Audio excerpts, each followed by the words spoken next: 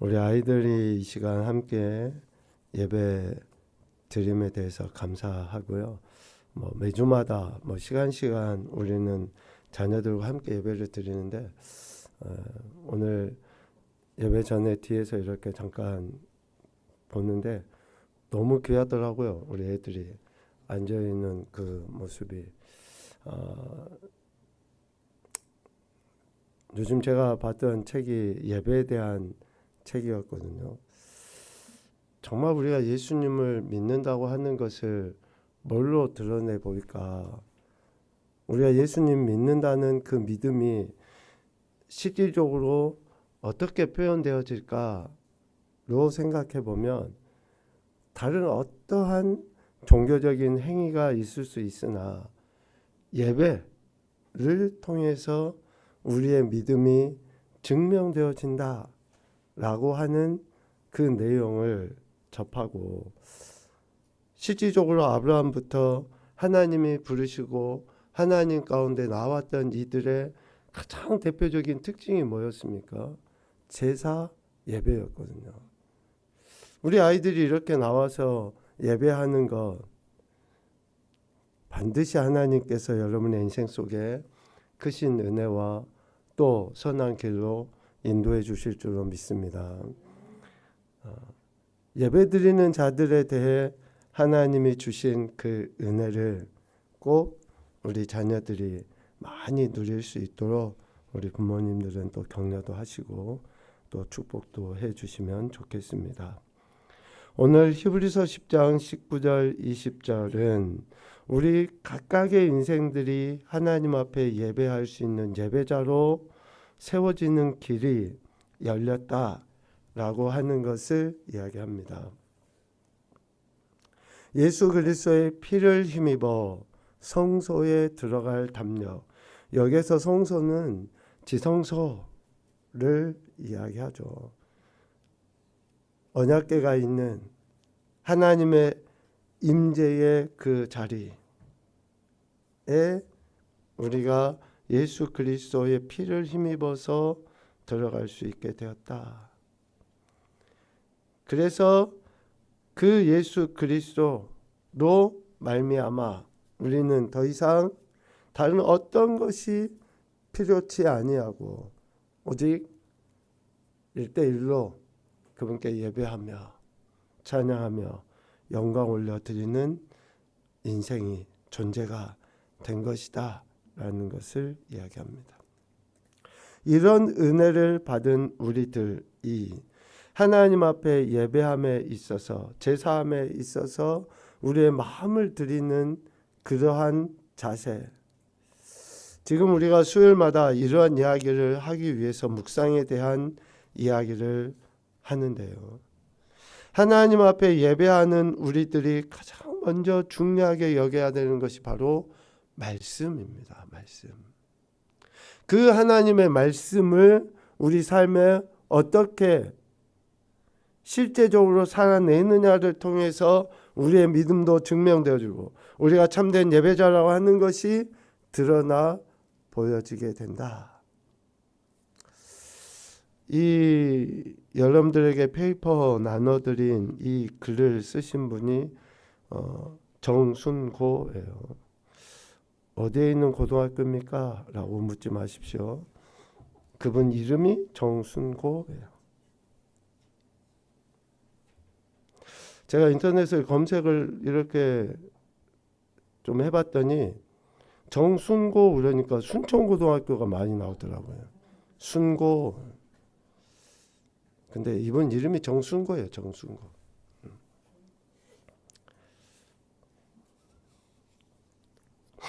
가장 추운 고등학교는 어딘 줄 알죠?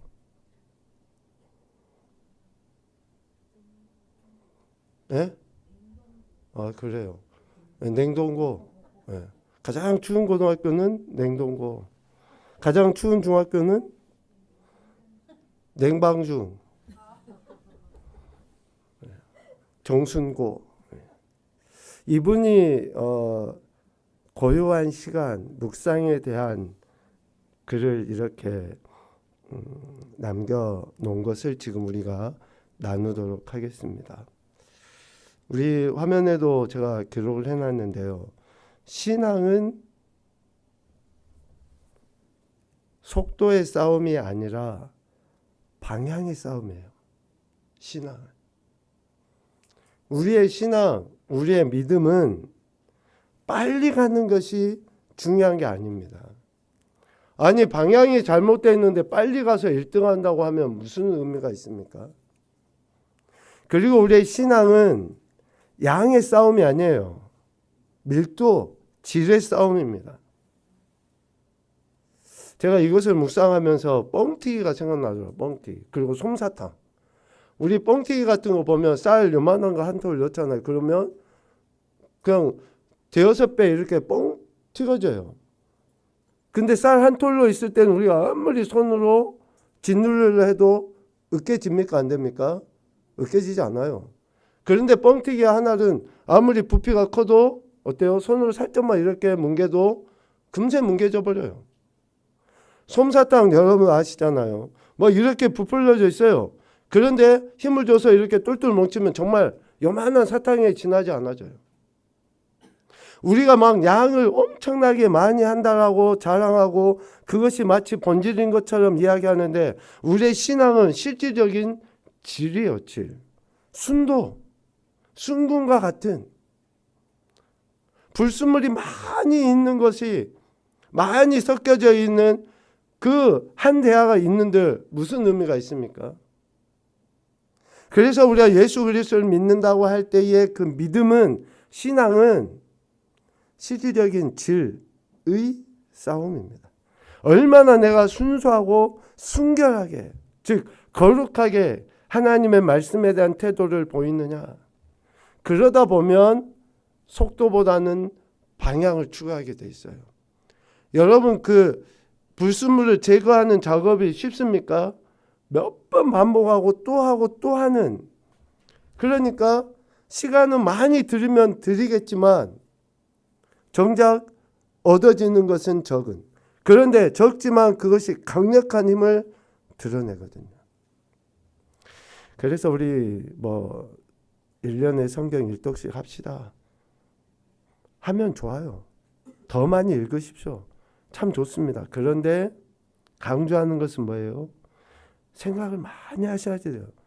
그 말씀 하나하나를 우리가 묵상을 해가지고 내게 지금 하나님이 뭐라고 말씀하고 계시는지, 내 안에 불순물을 하나님이 어떤 불순물들을 제거하기를 원하시는지를 들어야지 그 말씀이 실질적인 능력이 되는 것 아닙니까? 이분이 이렇게 표현을 해놨어요. 당신이 내게 주신 시간이 고요한 공간을 지나고 있습니다. 당신이 내게 주신 이라고 하는 것을 통해서 하나님의 주권을 인정해요. 가장 중요한 대목이라고 저는 생각을 합니다. 우리가 하나님의 주권을 인정하는 것보다 더 중요한 것은 없어요. 지금 우리가 살아가는 이 시간 속에서 하나님의 주권을 인정하는 것, 그 하나님의 주권적 허용하심 속에 우리의 생명이 있고 우리의 시간이 있고 우리의 인생의 여정이 있다. 그 가운데에서 내가 하나님을 만날 장소, 즉 고요한 공간을 지나고 있다. 오늘 히브리서 10장 19절에 이야기하는 것처럼 나만의 성소가 있는가? 내가 하나님의 임재하심을 경험할 수 있는 나만의 성소가 있는가?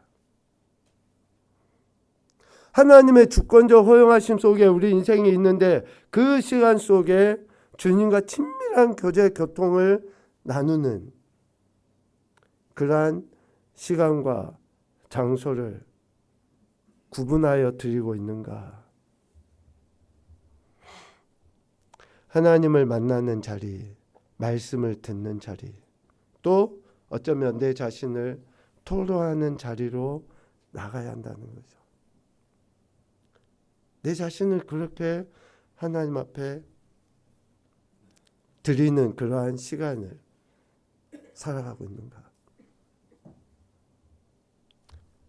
두 번째 단락 보니까 당신이 보내주신 끝없이 펼쳐지는 그 길고 긴 두루마리 연문. 여기에서도 하나님의 주권적 역사하심을 이야기하죠. 정말 시인 같습니다. 끝없이 펼쳐지는 그 길고 긴 두루마리 연문. 연문이 뭡니까? 연애 편지. 결국 우리를 향한 사랑의 메시지, 하나님의 말씀, 성경인 것이죠. 성경은 우리를 향하신 하나님의 사랑의 메시지 아닙니까? 그 말씀을 구절구절 더듬어가며 천천히 읽고 정독하고 묵상해 보는 거죠.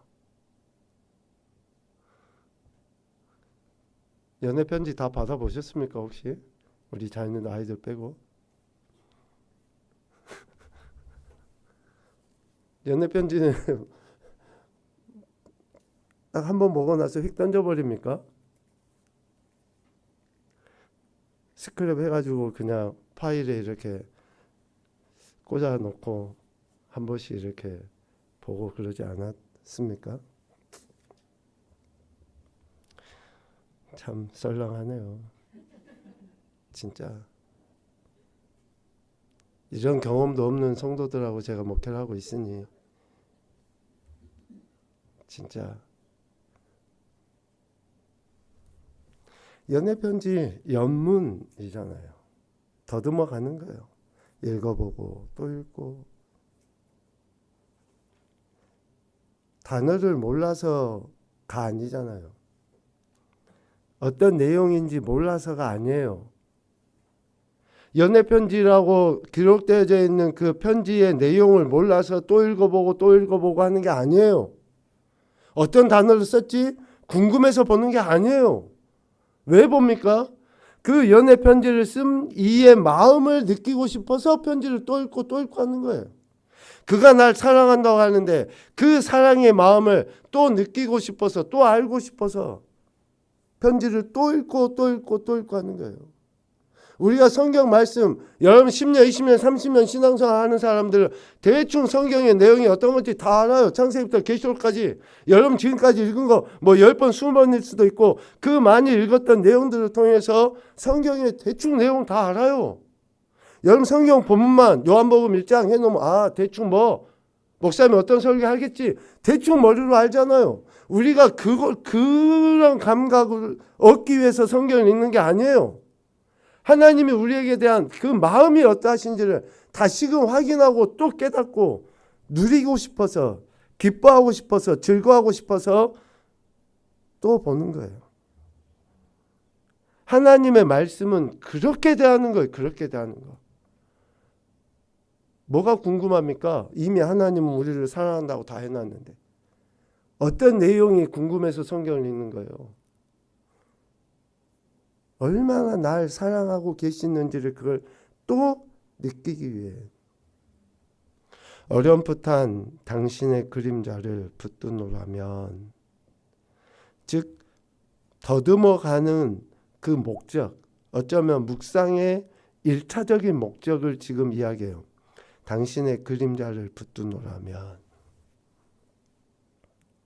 하나님의 그림자를 붙드는 거예요. 다시 말하면 하나님의 사랑, 하나님의 은혜, 보호하신 가운데 들어가기 위해서 우리는 구절구절을 더듬어가며 사랑의 편지를 읽어가는 겁니다.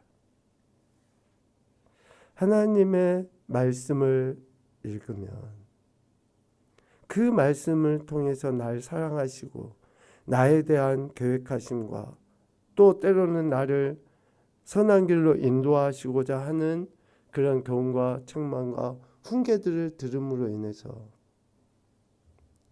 내 자신을 제대로 보는 그러한 은혜들을 누리게 되는 거죠. 별이 가득한 하늘 끝 이 작은 내 삶의 공간에서 앞서 고요한 공간 이야기했죠. 내 쉼의 공간, 내 쉼의 공간에서 즉 구별된 거룩한 나만의 성소에서 당신을 향한 나의 사랑은, 자, 더듬어가는 목적, 묵상의 1차적인 목적을 당신의 그림자를 붙드노라며 이라고 했었죠. 묵상의 궁극적인 목적이 뭔가? 당신을 향한 나의 사랑입니다. 여러분, 앞서 우리가 천천히 그 말씀을 읽으면서, 연애 편지를 읽으면서 그가 날 얼마나 사랑하는지를 다시 확인하고 깨닫잖아요. 그런데 점차 그 사랑의 편지를 읽으면서, 연애 편지를 읽으면서 어떻게 이제 바뀌어져 갑니까? 내가 그를 얼마나 사랑하고 있는지를 다시 한번, 내가 정말로 하나님을 사랑하고 있다라고 하는 것을 다시금 확인해 가는 거예요. 자, 이해가 되시죠? 하나님이 나를 사랑하신다고 하는 것을 우리는 성경을 읽으면서 깨달아요. 그런데 점차 시간이 지나고 또 읽고 또 읽고 하잖아요. 그러면 이제는 그래, 하나님이 날 사랑하시는 걸 알겠어. 그러면 이제 내가 하나님을 얼마나 사랑하고 있는지를 확인해져 가게 돼요. 그러니까 신앙생활을 오래 가면서 또 꾸준하게 하나님의 말씀을 읽고 묵상하는 사람들의 모습을 보면 뭐 가르쳐주지 않아도, 뭘 해라 어쩌라 이야기하지 않아도 하나님에 대한 사랑이 그냥 우러나오게 돼 있어요. 얼마나 하나님이 날 사랑하셨는지를 알게 되기 때문에 내가 하나님을 얼마나 사랑해야 되는지, 어떻게 사랑해야 되는지, 어떻게 하면 하나님을 기쁘시게 할 수 있는지, 날 사랑하시는 이에 대해서 내가 어떤 반응과 태도를 보여야 하는지를 생각하지 않을 수 없는 거죠. 그러한 사랑의 표현들로 드러나요. 곧 바로 나의 안식, 나의 평안이 됩니다. 그러니까 여기서 안식, 평안은 그 어떠한 외적인 것에 동요되지 않는 거죠. 솔로몬과 술람미 여인의 그 사랑, 아가서 말씀 여러분 기억하시죠? 여우가 해집고 다녀도 그 사랑을 깨뜨리려고 해도 어때요? 동요가 안 돼요. 막 믿으려고 해서 믿는 게 아니라 그냥 신뢰가 돼버려요. 믿어져 버려요. 이런 사랑 안에서. 얼마나 하나님이 날 사랑하시는지에 대한 그 암 때문에 이제는 내가 나의 사랑을 드러내 보이고, 그 어떠한 외적인 조건이나 환경이나 뭐 어떤 문제가 있다 할지라도 내 안에 진정한 쉼, 안식, 평화를 누리게 되는 거죠. 이것이 사도 바울이 표현한 하나님 나라예요. 하나님 나라. 하나님 나라는 그래서 그 어떤 것에도 영향을 받지 않아요. 우리가 예수 그리스도 안에서 하나님의 자녀고 백성과 하나님 나라를 누리며 산다고 하는 것은 뭐 경제적으로나 또 아니면 건강이나 여러 가지 외적인 조건들이 우리를 힘들게 하고 넘어뜨린다 할지라도 영향을 받지 않아요. 편안한 거예요. 요동치지 않죠. 이것이 우리가 하나님의 사랑을 깨달아 알고 또 그 사랑에 대한 우리의 고백의 사랑을 통해서 누리는 축복인 것이죠. 나의 원함은 당신만이 전체가 될 수 있는 내 묵상의 뜰에서 늘 함께 하시고. 진짜 우리가 원하는 게 뭔가? 주님만이 나의 전부이십니다 라고 우리가 고백하잖아요. 진짜 그렇습니까? 진짜 예수님 한 분만으로 내가 만족합니다.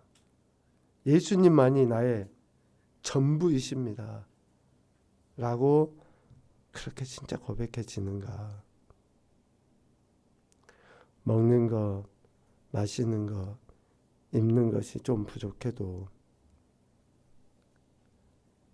내가 이 땅에서 살고 있는 처소가 남들과 비교했을 때 좀 적은 것 같고 빈약한 것 같아도 그 주님 한 분만으로 감사하며 그렇게 살아가고 있는가?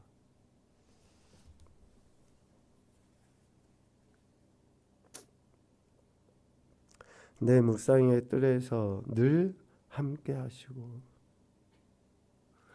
하나님의 임재 동행하심 이 우리에게 주신 최상의 축복인 줄로 믿습니다. 그래서 결국 말씀 묵상은 하나님의 임재함 속에 들어가는 거고 하나님과 함께하는 거예요. 함께하는 거예요.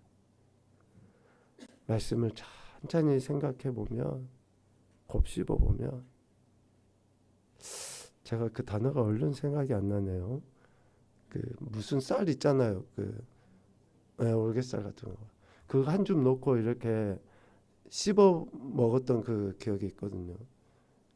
자꾸 씹으면 씹을수록 어떤 맛이 납니까? 정말 단맛이 나요. 단맛이. 천천히 이렇게 씹고 또 씹고 하다 보면 그 단맛이 막 인공 설탕의 단맛이 아니잖아요. 우리가 하나님의 말씀을 천천히 생각하고 또 이렇게 곱씹어 보잖아요. 그러면 그 하나님의 그 달고 오묘하심을 그 하나님이 나와 임재 함께 하심을 동행하심을 그렇게 깨달아 알게 되고 그 은혜를 누리게 되는 거죠. 새롭게 하루의 휘장을 열 때 새롭게 하루에 매일입니다. 매일 꾸준히.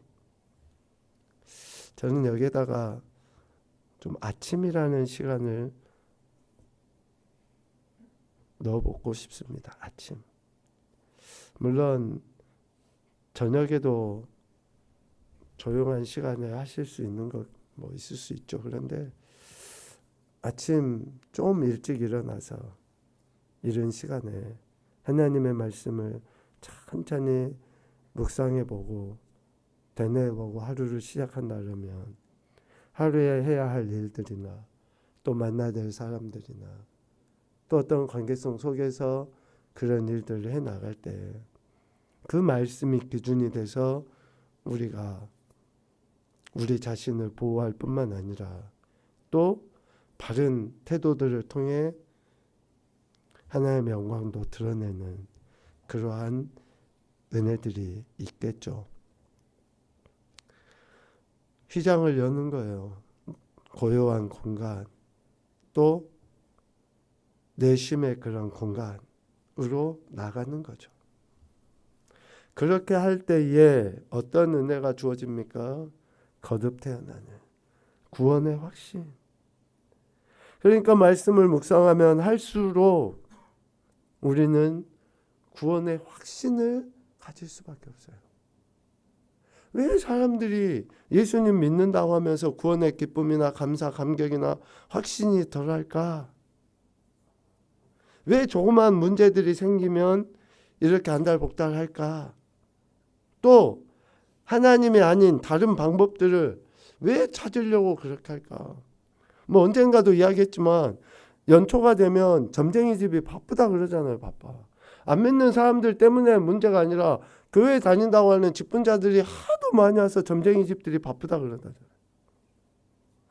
이게 말이 되는 소리입니까?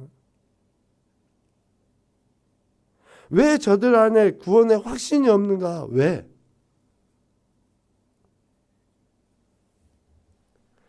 우리가 하나님의 말씀에 대한 그러한 깊은 묵상. 다시 하면 하나님이 날 사랑하신다고 하시는 그 말씀을 내가 신뢰하지 못하기 때문에 구원의 확신이 없는 거죠. 그런데 이런 말씀 묵상을 통해서 우리는 구원의 확신을 갖게 되고 기쁨의 날을 반겨 맞아 주소서. 완전한 구원, 즉 성화를 지나 영화의 단계까지 이끌어 주시기를 갈망하는 그러한 태도를 보일 수 있게 되는 겁니다. 여러분 부탁하고 당부합니다. 하나님의 말씀을 천천히 많이 읽으십시오. 천천히 생각을 많이 하셔야지 돼요. 그러면 그 하나님의 말씀이 우리를 지으셨잖아요. 우리를 말씀으로 창조하신 그 하나님이 우리가 그 말씀을 자꾸 생각하면 할수록 우리의 생각이나 우리의 이런 태도나 또 심지어 우리의 연약한 질병까지도 우리를 새롭게 하시거든요. 그러니까 그 말씀의 능력이 문서화가 아니라, 그러니까 문서화됐다고 하는 것은 이미 어떤 능력이 없는 거잖아요. 그러니까 살아서 역사하신다고 하는 것은 우리가 얼마나 그 말씀을 내 것으로, 내가 그 말씀대로 살아내느냐에 따라서 달라진다, 드러나게 된다 라고 하는 것을 우리는 알 수 있습니다. 해마다 우리 향상교회가 16년 지나고 17년 되면서 해마다 강조하고 또 강조했지만 여러분 말씀을 묵상을 하셔야지 됩니다. 생각을 하셔야지 돼요. 그 생각이 우리의 삶을 변화시켜요. 근본적인 변화는 실질적으로 하나님의 말씀을 얼마나 우리가 생각하고 그 말씀대로 살아가려 하느냐에 따라서 변화가 일어나느냐 일어나지 않느냐로 판가름됩니다. 구원과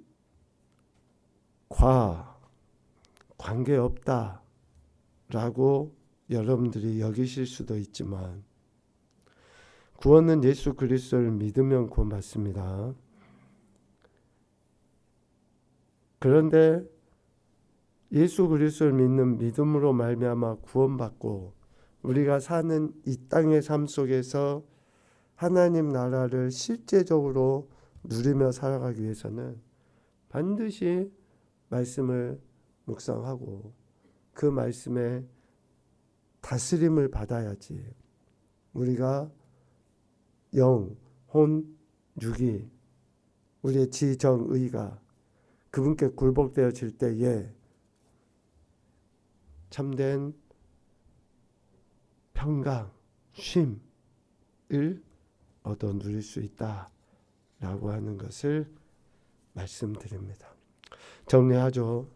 결국 묵상은 하나님께서 우리 인생을 향한 계획하심에 대해 올바른 반응으로서의 순종을 보이게 하고 올바른 반응으로서의 순종을 보이게 하고 그로 인한 성화와 영화의 열매를 맺게 한다. 묵상은 하나님께서 우리 인생을 향한 계획하심에 대해 올바른 반응으로서의 순종을 보이게 하고 그로 인한 성화와 영화의 열매를 맺게 한다. 그래서 우리가 하나님의 말씀을 많이 생각하며 관계도 좋아지고 또 많이 생각하고 적용하면 삶이 더욱더 여유롭게 좀 평안하게 그러한 인생들이 되는 거예요. 여러분 우리의 신앙의 여정과 지금 내 자신이 보는 영적인 상태를 한번 봐보십시오. 내가 얼마나 하나님 말씀에 대한 태도를 보이고 있는지 아닌지를 우리 스스로가 진단할 수 있을 것입니다. 오늘 이런 말씀들을 통해 다시 한번 우리 결단하시고 정말로 날마다 시간 하나님이 주신 이 귀한 말씀들을 우리 마음판에 정말 잘 새겨 나가서 하나님이 베풀어 주신 참된 평안과 쉼을 누리며 더 큰 영광 올려드리는 우리의 신앙과 삶이 되시기를 주님의 이름으로 축복합니다. 아멘.